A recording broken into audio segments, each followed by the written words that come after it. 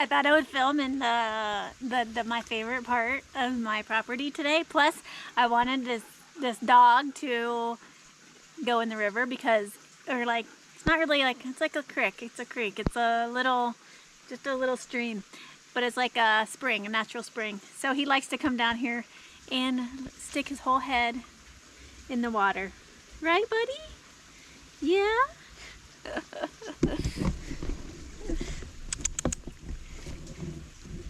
Okay. Okay.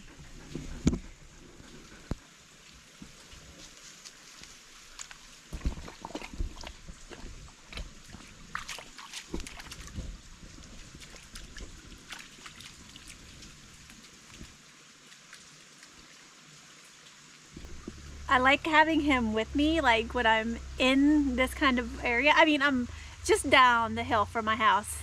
It's not like I'm far, but I am like terrified of snakes, okay? So if you have like a big dog running, you can hear him running, everything will go away. There will be no snakes. So in today's video, I thought I would talk about how I found this place. If you watch some of my previous videos, I talk about what is the best way to find property to live in rural Colombia, because that is all I talk about is rural Colombia. And basically I did exactly what I recommend you doing to find property. So how I found this property, basically I have been living in this area, Jericho, Antioquia, since January. And since then I have been looking around, going on Facebook Marketplace, as well as talking to people. And it's not like that I'm talking to a lot of people. It's just kind of like when you start talking to people, you kind of get an idea. Oh, it's like my neighbor told me, oh, they're selling this, they're selling that. Like people just tell you, oh, do you want to live here? I don't have to mention anything about wanting to buy a farm or wanting to anything. They just say, oh, do you want to stay here? And I just say yes. And they're like, oh, there's a farm for sale here, here, and here. My neighbor who I used to buy milk from, he raised dairy cows. When I told him I was moving, he said, oh, where are you moving? And I said, oh, the other side of town. And he goes, oh, I know somewhere else. I know somewhere better that you can live. And then he told me of another farm for sale. So it's basically, this is my Spanish is not great. Like, it's passable. I can talk to people. I can understand almost everything. But I mean, it's not like, I'm not a native. It's hit and miss every day. Is better Spanish or worse Spanish. And anyway, but I know enough where I can talk to people and they can tell me places that are for sale. So in my previous video, I recommended living in the area that you want to buy, and then living in the area that you want to buy and talk to the locals. And you don't have to say you're looking for property. You just have to say you want to stay. You want to stay in your area. You love it. And that's it. And then people will start to tell you, once they start to get to know your face, they'll say, oh, you wanna stay? I know somebody, because everyone in Colombia, everything is word of mouth. Everybody knows somebody who knows somebody who knows somebody who knows somebody who knows somebody who might live in the US, who knows. Anyways, but so basically is what I did is I found this property through somebody who was coming to the school and helping the school teach Spanish, and they had a property for sale. And I had never mentioned, oh, I'm looking for property, but my friend said, oh, I think he's actually selling the property. He didn't come to me first and say, hey, I'm selling, do you want to buy it? He basically listed it for sale I saw it on Facebook Marketplace, and I said, oh, and I asked my friend, I go, can you message him? And that was it, basically, that was it. So it was through a friend of a friend. So yeah, so that is how I found this place, because I had been living here since, oh my God, has it been 9 months now? Yeah, it's September, 9 months. And he listed the place for sale, I think in April or May. And at that time, I was living at the school, and if you've been watching videos, I wasn't planning on moving. I had fixed up that little house, and I was still loosely looking, but I wasn't like, it wasn't like a need. I was kind of like, if something comes along, great. If not, great. So I wasn't like super heavy hardcore looking, but when this place came for sale, I did look at it and I was like, oh, well, you know, I like it, but I'm at the school. It's just easy to stay, you know, when it's just easy to stay somewhere. It's easy to stay in your comfort zone. And then when the school decided to close, I was like, does he still have that land for sale? So then I asked him, I go, are you still selling your property? Has anybody bought your farm yet? And he's like, no, he had a couple people interested, but here in Colombia, this is the thing, is that there's not really a rush to sell because most of the people who own their property, they don't mortgage it. These places aren't mortgaged. Like they own the property. So if someone's selling it and they're not going to get the price that they want, they'll just wait until they get the price that they want. It's not like there's an urgency, or most people don't have that, like, I don't know, like in the US we have this like urgency, like as soon as we say we're going to sell it, we want to sell it then. Here, I mean, there's a place up the road for sale. There's like places all over for sale. But if you come in and you offer them a really lowball offer, they're just going to say no. And they're just going to wait until they get the offer that they want, because there's not really motivation to sell except for the fact that they want to sell it.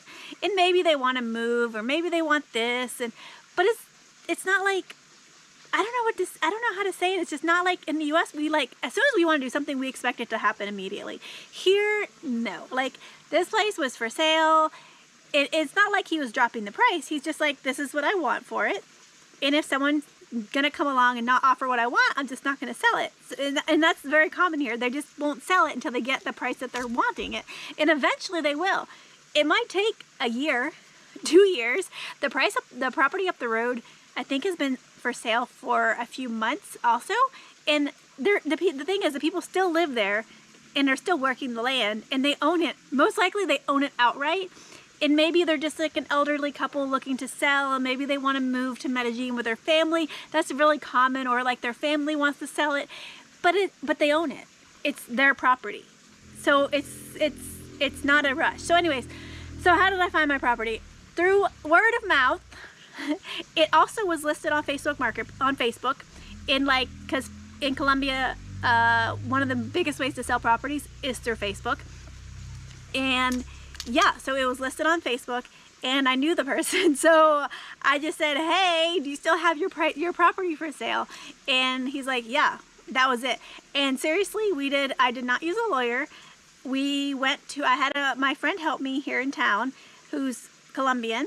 And then the guy I bought it from, they're friends. So we went to the notary and I went to the mayorment house. Basically, we did all the running around ourselves, because hiring a lawyer here, it's not like hiring a lawyer in the US. They're overpriced, but you can do everything yourself. You just have to make sure that the property has papers, that there's no taxes owed on it, make sure that there's no liens on it, and that the owner is the owner of the property and he can legally sell the property. That is the biggest thing, because is what happens here in Colombia is, because of many years of displacement,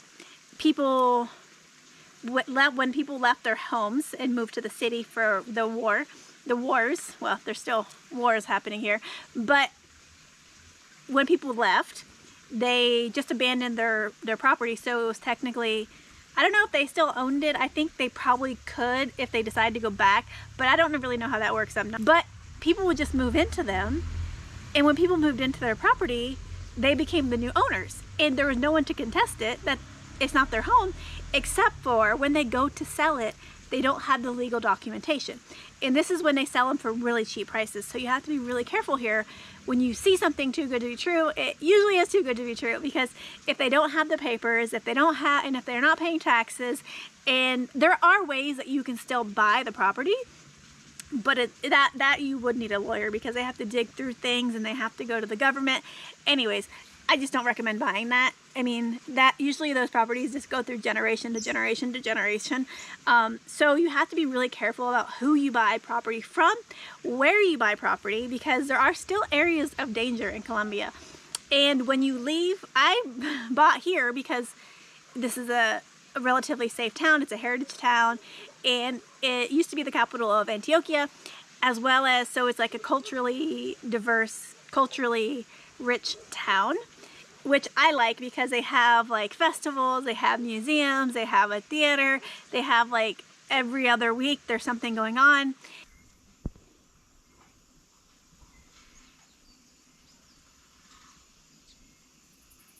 So yeah, so for you, those of you who are asking the question of how I found this land, that is how I did it. Word of mouth, living in the location, letting the locals know you, what you're looking for, who you are, and learning a little bit of the language. That will get you really far in Colombia because it is a word of mouth country.